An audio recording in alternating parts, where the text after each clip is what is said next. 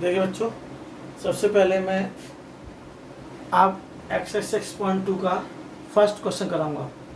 Exercise 6.2 का first. इसमें जो फर्स्ट क्वेश्चन में कहा है किस फिगर में एक्स और वाई की वैल्यू फाइंड कीजिए और फिर शो करना है कि ए बी सी डी के पैरेलल है।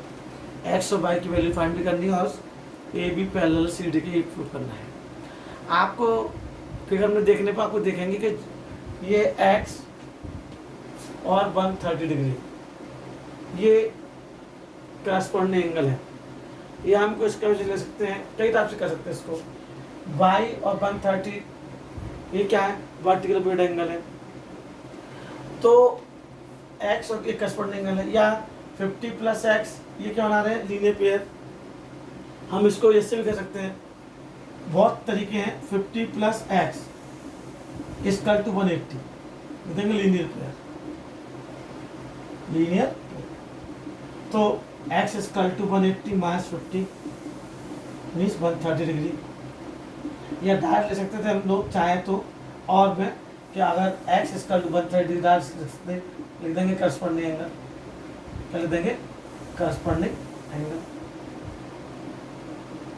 अब y इक्वल टू 130 डिग्री है, क्यों है, vertically opposite angle, vertically opposite angle.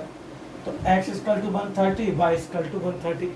x और y कितना है, 130 डिग्री। तो इस मीन्स ये 130 डिग्री है, x 130 डिग्री, तो 130 50 180 डिग्री, तो ये भी सी डी के पैरेलल हो जाएगा। तो 50 प्लस एक्स इक्वल टू 180, तो x इक्वल टू 130 डिग्री आ गया और y इक्वल टू 130 डिग्री आ गया वर्टिकली अपोजिट एंगल से। क्लियर। इसमें इतना ऐसा आपको केवल x और y की वैल्यू फाइंड करनी है। अब देखिए क्वेश्चन नंबर सेकंड का जो फिगर है उसमें तीनों लाइन पहले रखी हैं। ए बी सी डी के पैरेलल है, सी डी ई एफ के पैरेलल है।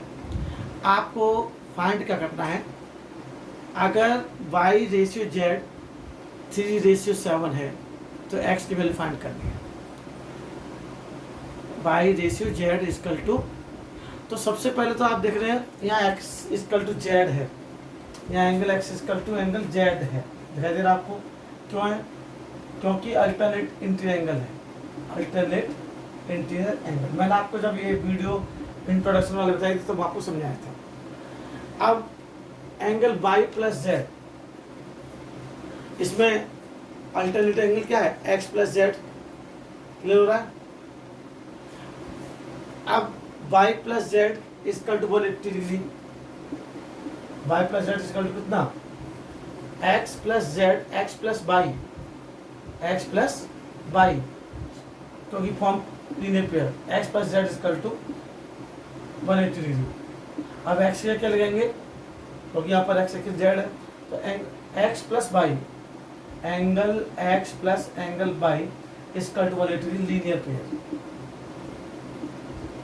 या हम ऐसे बोल सकते हैं, इसमें ये ट्रांसवर्सल है और सेम साइड पर जो को इंटीरियर एंगल का सम 180 डिग्री होता है, ऐसे लिख सकते हैं को इंटीरियर सम ऑफ को interior angle on the same side. Clear, ये लिख। अब x plus Y linear pair लिख के ये लिख दीजिए, ये ज़्यादा बेटर रहेगा। को इंटीरियर एंगल, अब x की जगह करें z, तो angle z plus angle y equal to 180। Angle z कितना रखा है, हमने यहाँ पर लिए ही नहीं है, पहले लिखेंगे y इक्वल टू 3x और z इक्वल टू 7x। हमने ये क्योंकि 3:7 दे रखा है, तो y इक्वल टू 3x और z इक्वल टू 7x।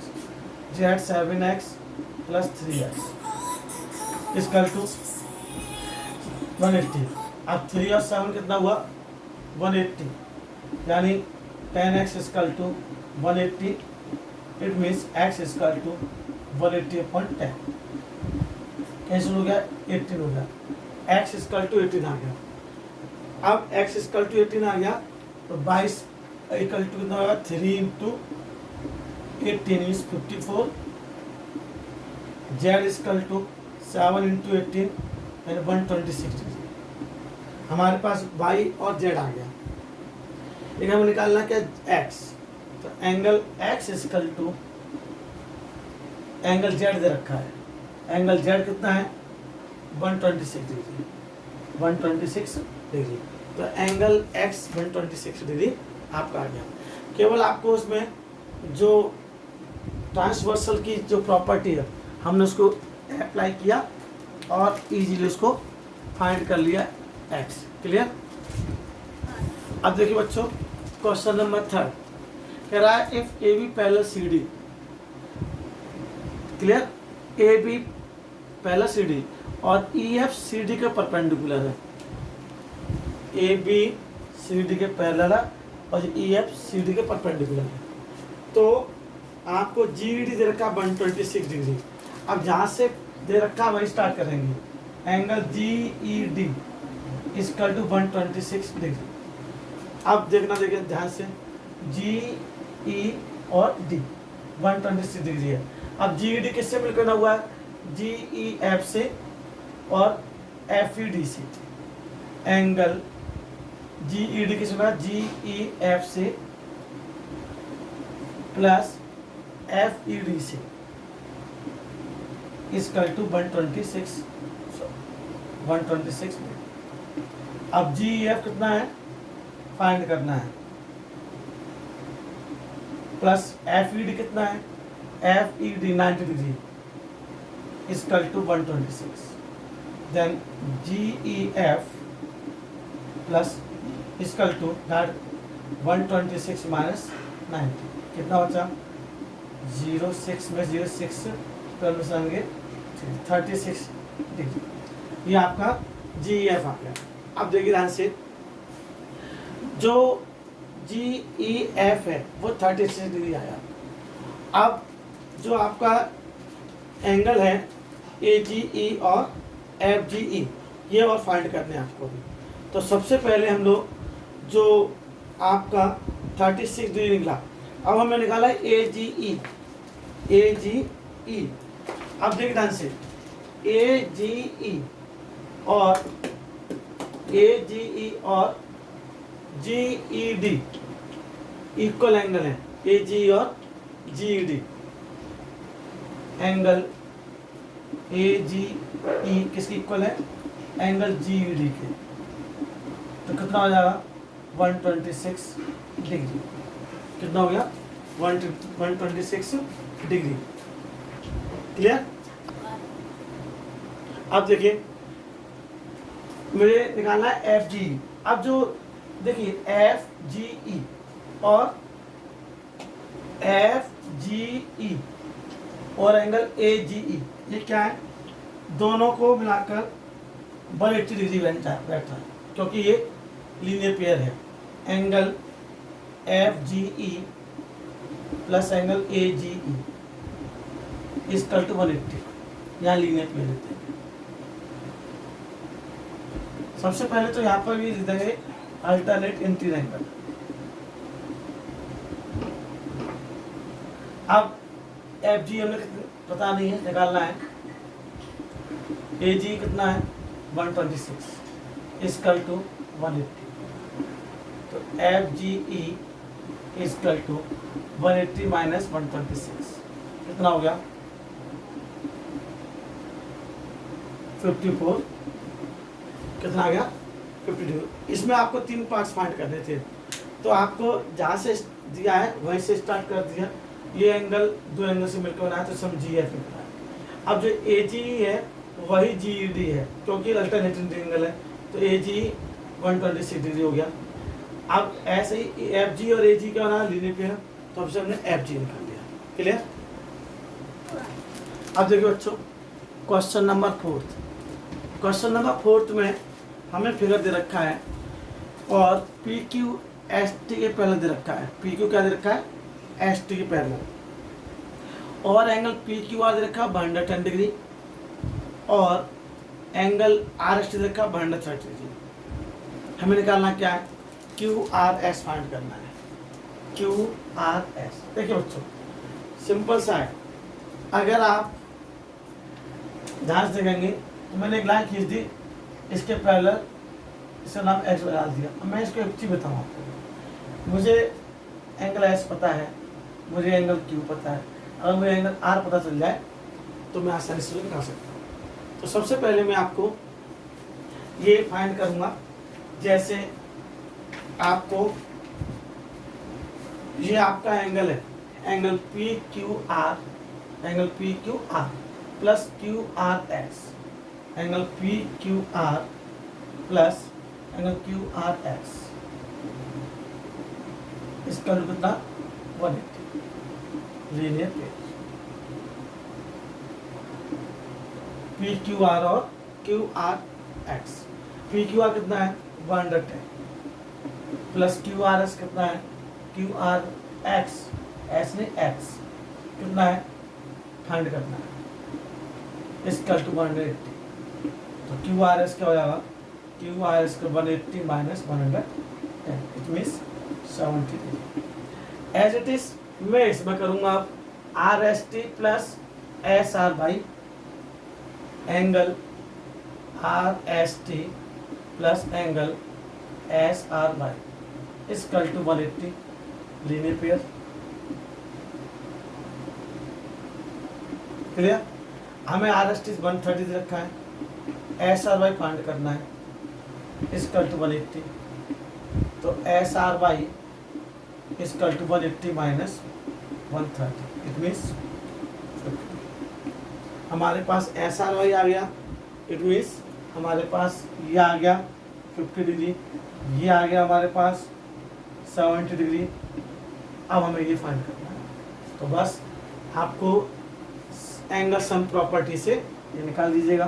कितना ईजी है, एंगल ध्यान से देखिएगा, Q R S plus angle S R by plus angle Q R S, Q R S तो फाइंड करना है ना आपको, angle Q R S find करना है। हमने गलती कर दी है, पी क्यू आर है बच्चों, ये आप पी क्यू आर दे रखा है और क्यू आर एक्स है, ये Q R x, Q R S तो फाइंड करना है, क्यू आर एक्स और क्यू आर एस तो 180 डिग्री।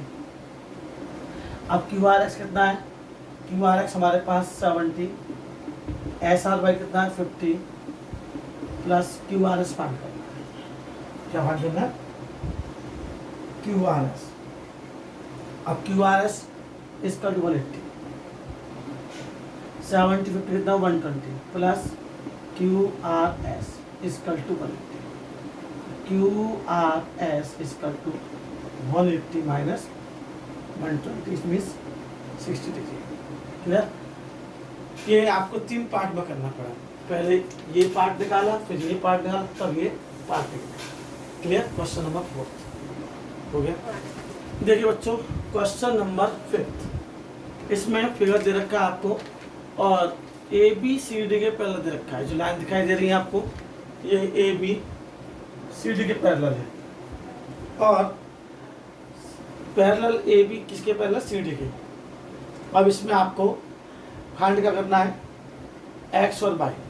देखिए यहाँ से A P R angle A P R equal to P R D angle P R, ये क्या है, अल्टरनेट एंगल। क्या ये, अल्टरनेट एंगल। अब A P R 50 plus Y 50 plus Y equal to P R D कितना 127, तो by equal to 127 minus के 50 कितना हो गया 777। अब एंगल x और एंगल 50 यानी A P Q angle A P Q और P Q R angle P Q R इसका कितना क्या है, alternate angle. Angle A P Q क्या है, ए पी क्यू केवल 50 और X A P Q R क्या, P Q R X, X इसका कितना आ गया 50 डिग्री। ये काफ़ी इजी था, आपने दोनों अल्टरनेट एंगल से कर दिए, क्योंकि ए पी आर और पी आर डी ये भी क्या है, अल्टरनेट एंगल, तो इससे हमने निकाल लिया y, और ये दोनों क्या है, alternate angle A P Q P Q, तो इससे निकाली x। क्लियर। नेक्स्ट क्वेश्चन देखिए। देखिए बच्चों, क्वेश्चन नंबर 6, एक्सरसाइज 6.2 का लास्ट क्वेश्चन ही बोल सकते हैं, और ये लास्ट क्वेश्चन 6th क्वेश्चन है। इसमें आपको क्वेश्चन में दिया है PQ and RS are two mirror placed to each other, placed parallel to each other। PQ और RS दो मिरर हैं जो एक दूसरे के पैरेलल रखे गए हैं। एक इंसिडेंट AB, एक इंसिडेंट रे है AB जो मिरर पर स्ट्राइक होती है और रिफ्लेक्ट होकर फिर C पर पहुंच जाती है, फिर उसके बाद C पर से रिफ्लेक्ट होकर CD वापस चली जाती है। आपको प्रूव करना है कि AB CD के पैरेलल है। ये जो AB दिख रही है आपको CD के पैरेलल है। यहाँ आपको एक चीज़ समझनी है, आपने पहले साथ सुना होगा कि लाइट का जो रिफ्लेक्शन होता है, किसी ऑब्जेक्ट पर कोई इंसिडेंट रे पड़ती है, कोई रे जब पड़ती है, कह रहे स्ट्राइक्स, इस पर मिरर के सरफेस पे पड़ी, सरफेस पे पड़ने के बाद वापस चली गई, फिर पड़ रही यहाँ पर, फिर वापस चली गई। ये किसी सरफेस पर पड़ने के बाद वापस होना, the bouncing back of light is called reflection of light, is called reflection of light. यह क्यों समझाना पड़ रहा है? क्योंकि यहाँ पर एक चीज़ आपको समझनी है कि जब इंसिडेंट रे और रिफ्लेक्शन रे के बीच में एक हम लाइन खींचते हैं, इसे हम नॉर्मल बोलते हैं। क्या बोलते हैं? नॉर्मल। तो जो एंगल होते हैं यहाँ पर, एंगल ऑफ इंसिडेंस और एंगल ऑफ रिफ्लेक्शन, वो इक्वल होते हैं। सपोज अगर हमने एंगल 1 डाला, यहाँ 2, यहाँ 3 डाला, यहाँ एंगल 4, तो एंगल 1 एंगल 2 इक्वल होंगे, एंगल 3 और एंगल 4 इक्वल होंगे, क्योंकि ये लॉज ऑफ रिफ्लेक्शन प्रूव करता है। लॉज ऑफ रिफ्लेक्शन में सेकंड लॉ है, the angle of incidence is equal to angle of reflection. Clear. अब angle of incidence it means normal और इंसिडेंट के बीच जो एंगल होता है वह एंगल ऑफ इंसिडेंस है। एंगल ऑफ रिफ्लेक्शन जो रिफ्लेक्टेड रे और नॉर्मल के बीच होता है वो लॉ ऑफ रिफ्लेक्शन होता है। तो angle of incidence is equal to angle of reflection. तो ये हमें दे रखा है, angle 1 is equal to angle 2 और angle 3 is equal to angle 4। क्यों? By the laws of reflection, by the laws of reflection. मैंने आपको इसी वजह से इतना क्लियर किया, आपको समझ में आ गया। क्योंकि ये इंसिडेंट जब कोई मिरर सरफेस पर या किसी ऑब्जेक्ट पर लाइट रे पड़कर स्ट्राइक होकर वापस जाती है, तो वो लाइट रिफ्लेक्शन ऑफ लाइट कहलाता है। इसमें सेकंड लॉ है, angle of incidence equal to angle of reflection. तो एंगल 1 2 के इक्वल हो गया, एंगल 3 4 के इक्वल हो गया। अब आपको पता है एंगल 1 और एंगल 3 इक्वल है, एंगल 1 एंगल 3 इक्वल है। क्यों? Alternative triangle. ठीक। अब एंगल 1 एंगल इक्वल 2 है, एंगल 1 किसके इक्वल है? 2 के, तो एंगल 2 इक्वल 3 के हो गया। अब एंगल 3 किसके इक्वल है? 4 के, तो angle 3 equal to angle 4 equal हो गया।